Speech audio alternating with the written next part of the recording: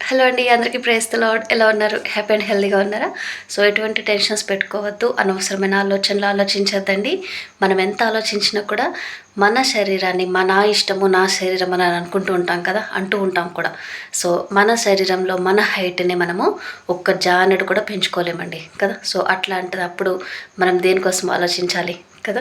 So ఎప్పుడు కూడా హ్యాపీగా ఉందాము, అలవాటు చేసుకుందాము. మనం సంతోషంగా ఉంటే మన కుటుంబం వల్ల వాళ్ళు సంతోషంగా ఉంటారు. ఆ సంతోషం వల్లనే సమాధానం వస్తుంది, సమాధానం వల్లనే సంతృప్తి కూడా వస్తుందండి. ఏమున్నా లేకపోయినా మనం సంతోషంగా సమాధానంగా ఉన్నామనంటే ఆ ఇల్లు స్వర్గంలాగా ఉంటుంది. ఇది మనం అని అనుకోవడం కాదు, మన చుట్టుపక్కల వాళ్ళే మనకు సాక్ష్యంగా నిలబడతారండి. ఓకేనా.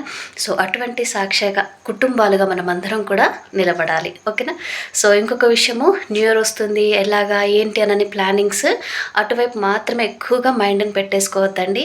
మనం సజీవుల లెక్కల్లో ఉన్నాము. ఈ సంవత్సరం మనం క్రిస్మస్ని ఎంతో సెలబ్రేట్ చేసుకున్నాము, సంతోషంగా ఉన్నాము. సో అదే మాదిరిగా దేవుడు ప్రతి రోజుని కూడా, ప్రతి ఫెస్టివల్ని, ప్రతి సెలబ్రేషన్ని కూడా మనకు సంతోషంగానే చేస్తారండి. ఓకేనా. నమ్మాలి, సంతోషంగా ఉండాలి. ఓకేనా.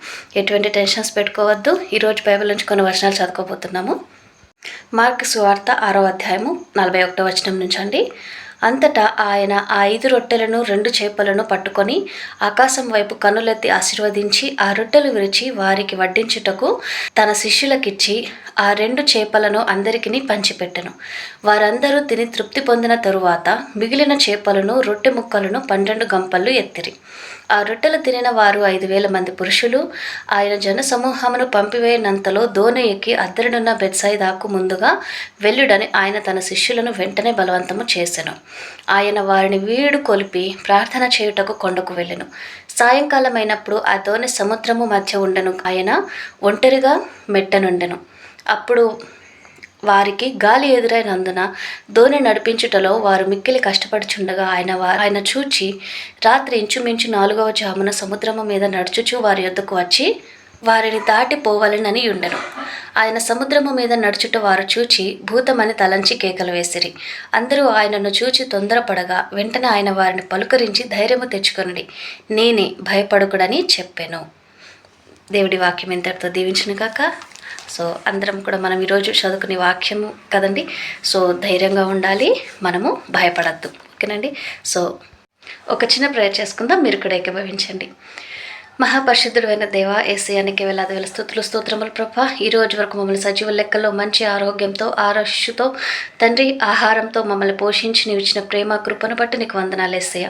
నీవు మాకు ఇచ్చిన ప్రతి అవసరతను తీర్చిన ప్రతి విధానాన్ని బట్టి నైనా నీకు వందనాలు యేసయ్య. ప్రభా, చదవడని నీ వాక్యాన్ని నీవే దీవించండి, ఆశీర్వదించండి. ప్రతి హృదయంలో కూడా నాటి ఫలింప చేయండి ప్రార్థిస్తున్నాము తండ్రి. ఏ కుటుంబంలో అయితే చీకటి అంధకార శక్తులు రాజ్యమెలుతూ అనారోగ్యాలు, అప్పులు, సమస్యలు అన్నిటితోనైనా ఉన్నారో వారి గృహాలలో ప్రభా నీవు సమాధానాన్ని, శాంతిని, నెమ్మదిని దయచేయండి ప్రభా. ధైర్యంగా ఉండడానికి కావాల్సినటువంటి విధంగా నీవే మా అందరితో కూడా మాట్లాడమని ప్రభా ప్రార్థిస్తున్నాం తండ్రి. నాయన ఈరోజు మేము చదువుకున్న వాక్యంలో నీవు చెప్పిన వాక్యాన్ని బట్టి మేము ప్రార్థిస్తున్నాం యేసయ్య. ధైర్యంగా ఉండాలని ప్రభా నీవు చెప్పి ఉన్నావు నా తండ్రి. అటువంటి ధైర్యాన్ని మాకందరికీ కూడా దయచేయమని ప్రభా ప్రార్థిస్తున్నాం తండ్రి.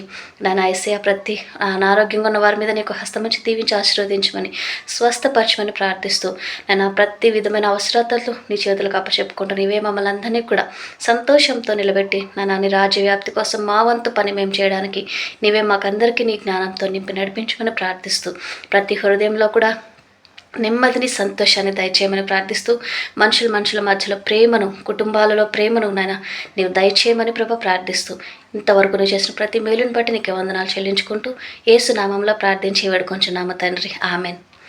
ప్రైజ్ ది లార్డ్ అండి. అందరికీ have a great day. God bless you all. By by.